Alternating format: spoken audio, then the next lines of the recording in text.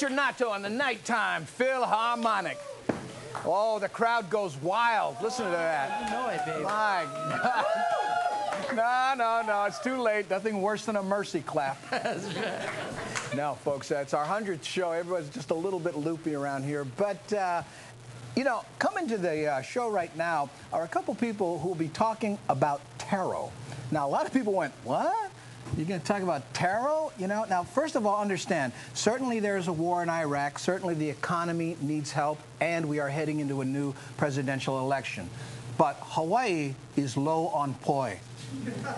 So we have decided to get to the literal root of the problem and talk to some guys who not only understand that it is a food Hawaii loves, but that there's also a cultural significance to taro. So please, help me welcome from the Taro Preservation Foundation, Adolph Helm and Kevin Kelly.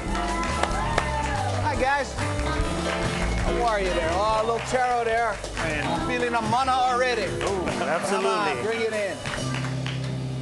Now, I wasn't being facetious there. You know, the cultural significance of taro in Hawaii is something that should be revered. Am I correct? Absolutely. You know, the Hawaiians believe that taro is very significant to their culture, and that the kalo and haloa, the younger brother of kalo, the Hawaiians believed mankind originated from. So it's very, very important that we preserve the taro.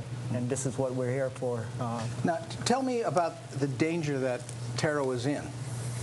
Well, currently the taro, as you probably well aware of, is that Hawaiians were very innovative and progressive in their own ways, where they developed over 400 varieties of taro in the old ancient days.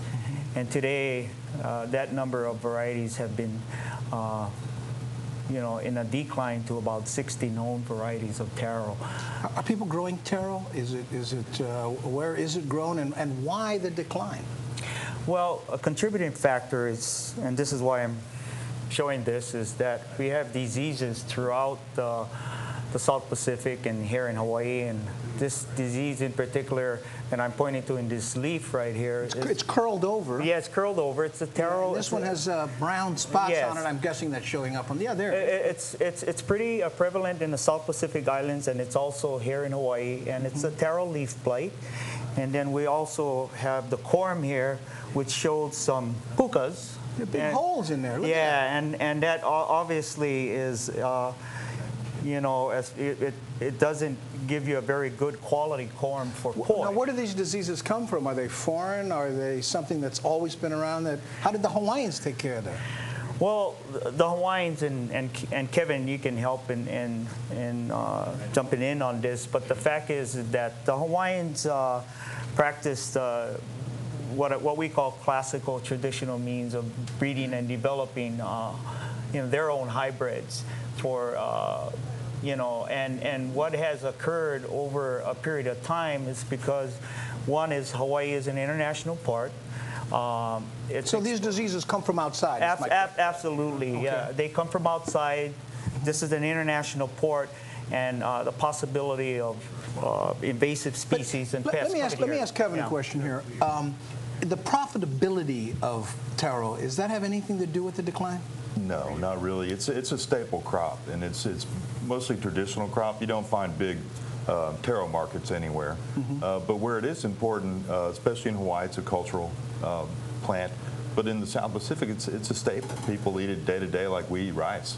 And so it's an important crop in a lot of those places. And the disease really cuts down on production in areas where people tend to depend on it more for food.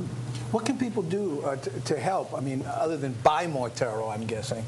Well, a couple things are going on. One, people probably heard about the research at UH recently and the patenting, and a lot of discussions going on in the community now. We don't want to impinge on Hawaiian traditional rights or traditional culture and things like that. So there's discussions going on now between UH and taro farmers in the Hawaiian community about how to move forward on this and how do we preserve taro.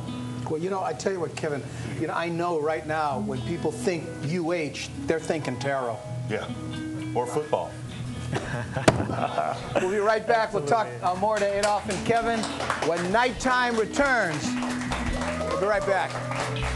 I remember days when we were younger. We used to catch the... At your Hawaii Pizza Hut, the future is now with online ordering. Select from our full menu. Set your delivery time for now or later.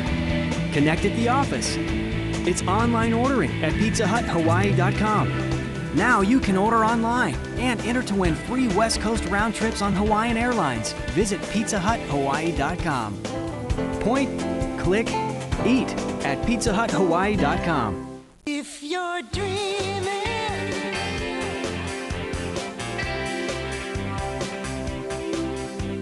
in fashion,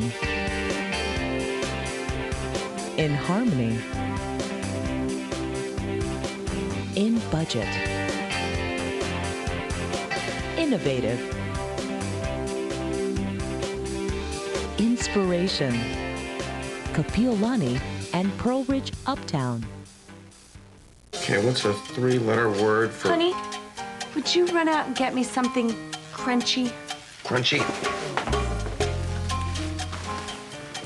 And chewy?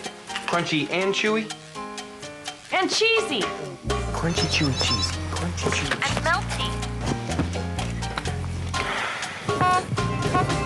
Give in to your cravings. It's Taco Bell's Cheesy Gordita Crunch, and it's only around for a limited time. Get yours before they're gone.